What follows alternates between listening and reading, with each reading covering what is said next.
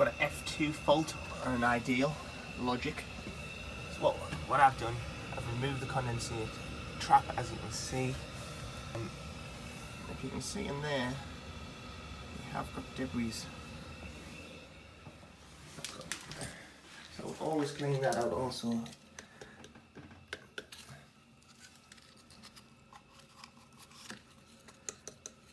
Look at all the mess that's coming out of there.